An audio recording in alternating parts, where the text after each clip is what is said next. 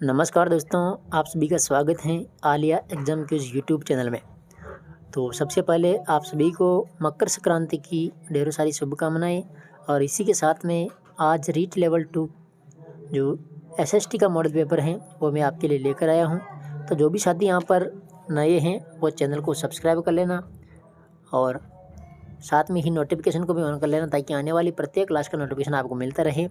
आज से आपको एसएसटी के मॉडल पेपर मिलने वाले हैं और इसी के साथ में जो बाकी विषय हैं जैसे हिंदी है, संस्कृत है और रीट लेवल 1 वाला के लिए जो पर्यावरण अध्ययन है इनके मॉडल पेपर भी आपको मिलने वाले हैं। तो सभी साथी चैनल को सब्सक्राइब कर ले और साथ में ही जो टेलीग्राम चैनल है हमारा उसको भी आप ज्वाइन कर ले। वहाँ पर आपको PDF फाइल मिल जाएगी। ठीक है, तो आइए शुरुआत करते हैं। देखो यहाँ पर जो लेवल 2 है, लेवल 2 के लिए यहाँ पर सामाजिक अध्ययन के कितने क्वेश्चन आएंगे? 60 क्वेश्चन आएंगे। ठीक है, 60 क्वेश्चन आएंगे सामाजिक के। तो 60 क्वेश्चन अपन देखने वाले हैं। ये मॉडल टेस्ट पेपर 1 है। ठीक है, तो पहला प्रश्न देखिए यहाँ पर क्या है कि प्राचीन नगर तक्षशिला निम्नलिखित में से किन नदियों के बीच स्थित था? प्राचीन नगर कौन सा? तक्षशिला। ठीक है, तक्षशिला किन नदियों के बीच में स्थित था? तो आप भी साथ साथ में मूल्यांकन करें और लास्ट में कमेंट में बताएं कि आपके कितने प्रश्न यहाँ पर सही है। ठीक है, तो आप अपना उत्तर सोच लीजिएगा और इसका राइट आंसर हो जाएगा सिंधु और झेलम नदी। ठीक है, सिंधु और झेलम नदी। देखो ये जो तक्षशिला है, तक्षशिला ये सिंधु और झेलम नदी के बीच में है और वर्तमान में कहाँ पर ये इस्लामाबाद से लगभग 20 किलोमीटर उत्तर पश्चिम में स्थित है। ठीक है, तक्षशिला के अंदर। तो राइट आंसर हो गया 1 नंबर। आगे देखिए अगला क्वेश्चन देखिए, दूसरा है चनहुदड़ो के उत्खनन का निर्देशन निम्नलिखित में से किसने किया था? चनहुदड़ो के उत्खनन का निर्देशन निम्नलिखित में से किसने किया था? तो इसका राइट आंसर आप सोच लीजिएगा। ठीक है, इसका राइट आंसर हो जाएगा J.H. मैके। ठीक है, J.H. मैके ने इसका जो उत्खनन का निर्देशन, ठीक है, ये किया था चनहुदड़ो का J.H. मैके के द्वारा। और ये चनहुदड़ो कहाँ पर है? तो ये मोहनजोदड़ो से लगभग 130 किलोमीटर दक्षिण पूर्व में स्थित है। ठीक है, और इसका निर्देशन J.H. मैके ने किया था। अगला क्वेश्चन देखिए 3 नंबर 53 नंबर क्वेश्चन। ठीक है, कि निम्नलिखित में से किसके बारे में यह माना गया कि वह 1857 में ब्रिटिश शासन के विरुद्ध षड्यंत्रकारी सन्यासियों और फकीरों का नेता था? देखो 1857 में ब्रिटिश शासन के विरुद्ध षड्यंत्रकारी यानी षड्यंत्र रचने वाला सन्यासियों और फकीरों का नेता कौन था? तो ये था नाना साहिब। कौन था? नाना साहिब। अगला क्वेश्चन देखिए यहाँ पर क्वेश्चन नंबर 94। भारत सेवक समाज की स्थापना किसने की थी? भारत सेवक समाज की स्थापना किसने की थी? तो इसका उत्तर सोच लीजिएगा। इसका राइट आंसर हो जाएगा option number B, Gopal Krishna Gokhale. Gopal Krishna Gokhale. ठीक है, देखो 1905 में गोपाल कृष्ण गोखले ने सर्वेंट ऑफ इंडिया यानी सोसाइटी भारत सेवक समाज की स्थापना कहाँ पर की थी? पुणे महाराष्ट्र में। कहाँ पर की थी? पुणे महाराष्ट्र के अंदर। तो राइट आंसर है 2 नंबर यानी बी ऑप्शन।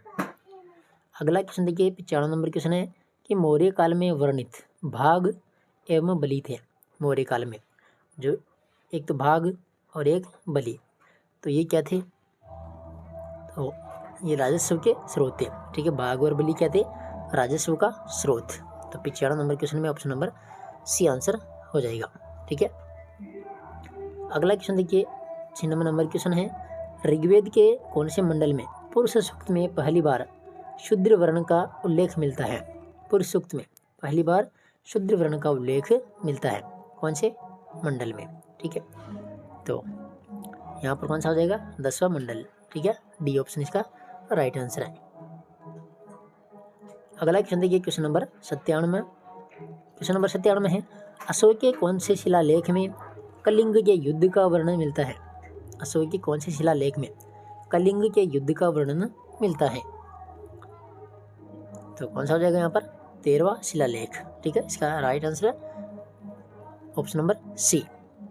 देखो अशोक के 13वें शिलालेख से ज्ञात होता है कि जो अशोक है, अशोक ने अपने राज्याभिषेक के 8वें वर्ष यानी 261 ईसा पूर्व में कलिंग जो कहाँ पर वर्तमान में उड़ीसा के अंदर है, वहाँ पर आक्रमण किया था और इन्होंने राजधानी बनाई थी तोसली और वहाँ पर अधिकार इन्होंने कर लिया था। ठीक है, तो राइट आंसर है 13वां शिलालेख। क्वेश्चन नंबर 58 में है, देखो, गुप्त काल में किस शासक के सिक्के पर वीणा का अलंकरण देखकर उसके संगीत प्रेमी होने का संकेत है? देखो, शासक गुप्त काल में किस शासक के सिक्के पर वीणा का अलंकरण देखकर उसके संगीत प्रेमी होने का यहाँ पर संकेत है? तो वो हो जाएगा कौन? समुद्रगुप्त। ठीक है, समुद्रगुप्त को उसकी जो मुद्राएं हैं, मुद्रा पर वीणा बजाती हुई दिखाया गया है। ठीक है, जो उसके संगीत प्रेमी के प्रति क्या है? प्रेम का सूचक है। ठीक है, और कविराज की उपाधि भी इसको प्रदान की गई थी।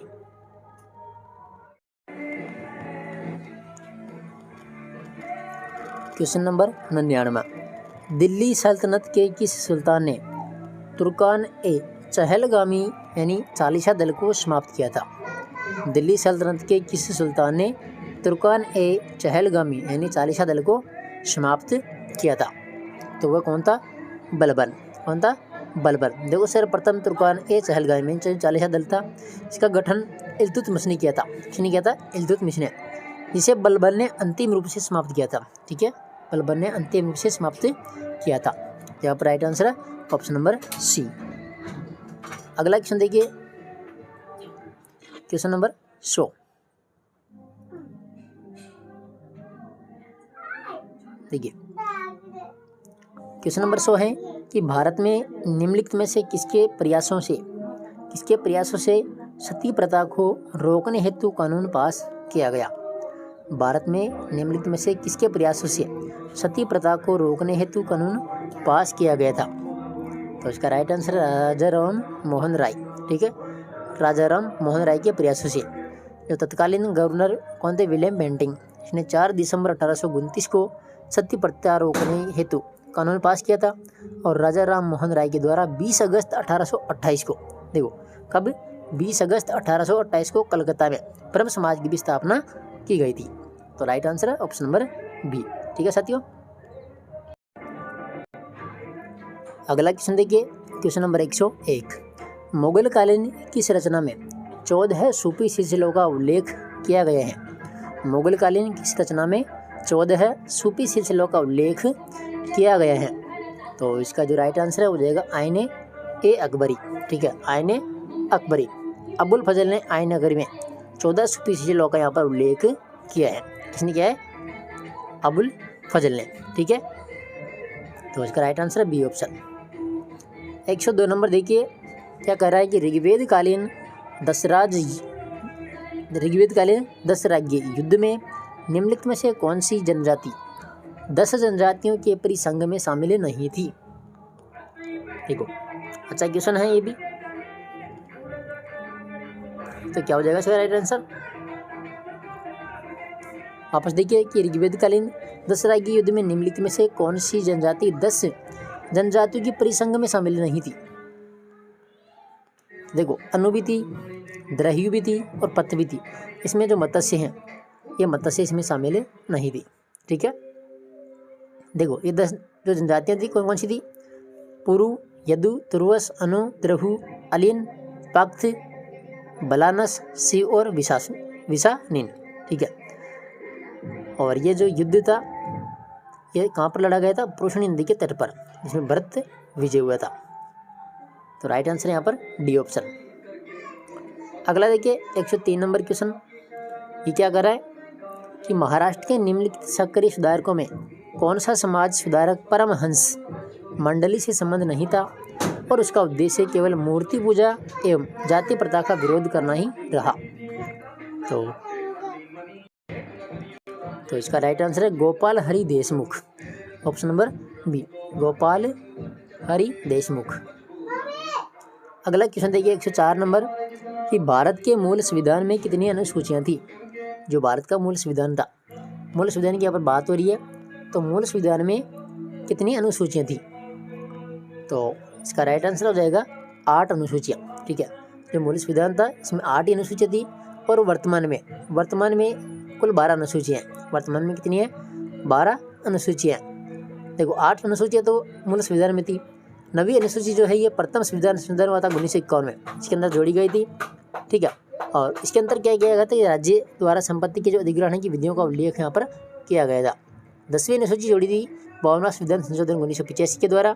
ठीक है, जिसमें दल बदल से संबंधित प्रावधानों का उल्लेख किया गया। 11वीं अनुसूची में 73वां संविधान संशोधन अधिनियम 1993 में जोड़ी थी। ठीक है, और इसमें पंचायत राज संस्थानों का प्रावधान किया गया था। 12वीं अनुसूची है जो 74वां संविधान संशोधन 1994 के द्वारा जोड़ी गई, इसमें नगरीय शासन के संबंध में क्या था, प्रावधान था। तो वर्तमान में 12 अनुसूचियाँ हैं और मूल संविधान में 8 अनुसूची यहाँ पर थी। ठीक है, अगला क्वेश्चन देखिए, क्वेश्चन नंबर 105 है, निम्नलिखित में से कौन सा शब्द भारत के संविधान की उद्देशिका में नहीं है। देखो कौन सा शब्द है जो भारत के संविधान की उद्देशिका में नहीं है। तो देखो समाजवादी भी है, प्रभुत्व संपन्न भी है और पंथ निरपेक्ष भी है।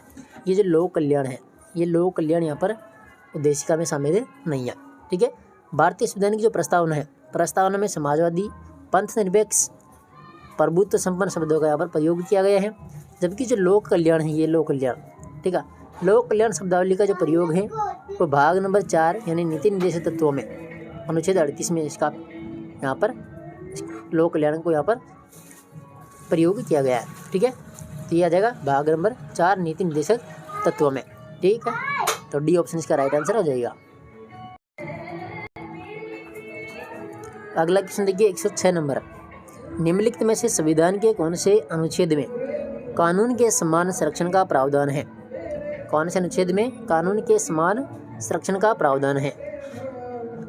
तो कौन सा आ जाएगा इसमें, देखो अनुच्छेद 14। ठीक है, अनुच्छेद 14 जिसमें अंदर भारत राज्य क्षेत्र में किसी भी व्यक्ति को विधि के समक्ष समता से अथवा विधियों के समान संरक्षण से राज्य के द्वारा वंचित नहीं किया जाएगा। ठीक है, अनुच्छेद जो 15 है इसमें क्या है, अनुच्छेद 15 में राज्य, धर्म, मूलवंश, जाति, लिंग या जन्म स्थान अथवा इनमें से किसी आधार पर नागरिकों के विरुद्ध कोई भी विभेद यहाँ पर नहीं कर सकता। अनुच्छेद जो 19 है, ठीक है, अनुच्छेद 19(1) के अंतर्गत जो है वाक और अभिव्यक्ति की स्वतंत्रता का यहाँ पर उल्लेख किया गया है। तो हमारा राइट आंसर हो जाएगा ऑप्शन नंबर बी। ठीक है, अनुच्छेद 14। आगे देखिए, अगला क्वेश्चन है 107 नंबर। क्वेश्चन नंबर 107 है, राष्ट्रपति के निर्वाचक मंडल का उल्लेख संविधान के किस अनुच्छेद के तहत किया गया है। राष्ट्रपति के निर्वाचक मंडल का जो उल्लेख है संविधान के किस अनुच्छेद के तहत किया गया है। तो इसका राइट आंसर है अनुच्छेद 54। ठीक है, अनुच्छेद 54 में। आगे देखिए, अगला प्रश्न है 108 नंबर, भारतीय संविधान के अंतर्गत कितने प्रकार के आपातकाल का प्रावधान है। भारतीय संविधान के अंतर्गत कितने प्रकार के आपातकाल का उल्लेख या प्रावधान है।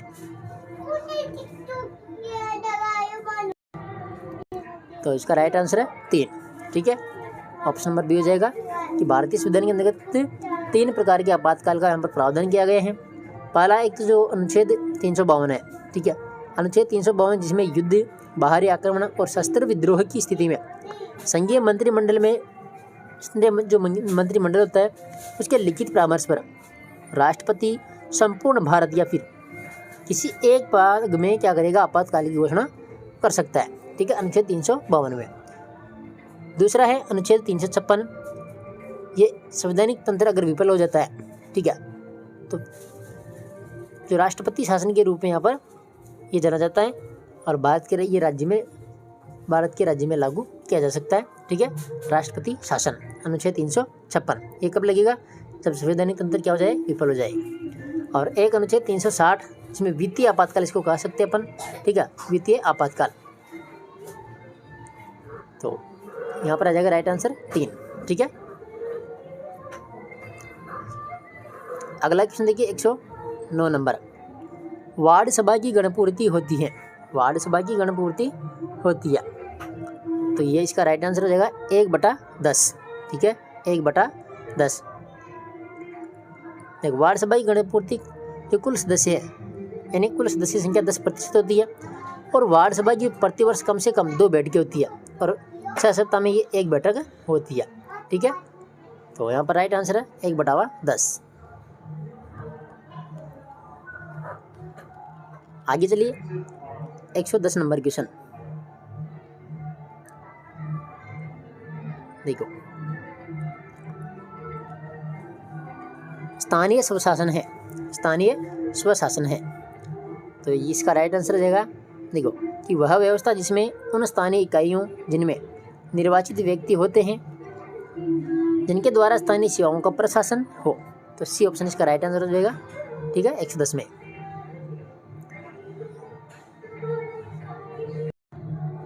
अगला देखिए 111 नंबर क्वेश्चन है, उच्च न्यायालय का अभिलेख न्यायालय होना भारतीय संविधान के किस अनुच्छेद में उल्लेखित है? उच्च न्यायालय का अभिलेख न्यायालय होना भारतीय संविधान के किस अनुच्छेद में उल्लेखित है? तो इसका राइट आंसर अनुच्छेद 215 डी ऑप्शन इसमें हो जाएगा। ठीक है, भारतीय संविधान का भाग नंबर 6 जो 214 से लेकर के 232 तक, ठीक है, जिसमें राज्य के उच्च न्यायालय के संगठन एवं प्राधिकार संबंधी प्रावधानों का वर्णन किया गया है। और जो अनुच्छेद 215 है इसके अंतर्गत प्रत्येक उच्च न्यायालय अभिलेखों, जो उच्च न्यायालय यानी प्रत्येक उच्च न्यायालय अभिलेख जो होता है वो न्यायालय होता है। ठीक है, तो इसमें आ जाएगा 215। 112 नंबर क्वेश्चन है कि राज्यपाल की समाधान शक्ति, देखो राज्यपाल की समाधान संबंधी शक्ति का उल्लेख है, तो क्या जाएगा अनुच्छेद 161। ठीक है, अनुच्छेद 161। इसमें क्या किया गया? अनुच्छेद 161 में राज्यपाल को कुछ दंडों या फिर दंडादेशों को निलंबित या परिवर्तन करने की शक्ति यहाँ पर दी गई है। ठीक है, तो अनुच्छेद 161 इसका राइट आंसर हो जाएगा। अगला क्वेश्चन देखिए 113 नंबर है कि किसी राज्य के मुख्यमंत्री के रूप में नियुक्त होने के लिए न्यूनतम कितनी आयु निर्धारित की गई है? किसी राज्य के मुख्यमंत्री के रूप में नियुक्त होने के लिए न्यूनतम कितनी आयु निर्धारित की गई है? तो न्यूनतम आयु हो जाएगी यहाँ पर 25 वर्ष। कितनी है? 25 वर्ष। ठीक है, और जो मुख्यमंत्री होता है तो मुख्यमंत्री को राज्यपाल पद व गोपनीयता की शपथ दिलाता है। अगला क्वेश्चन देखिए 114 नंबर, कोपेन के विश्व जलवायु वर्गीकरण के अनुसार AW हेतु निम्नलिखित में से कौन सा वर्णन सही है? AW देखो, ये जो कोपेन था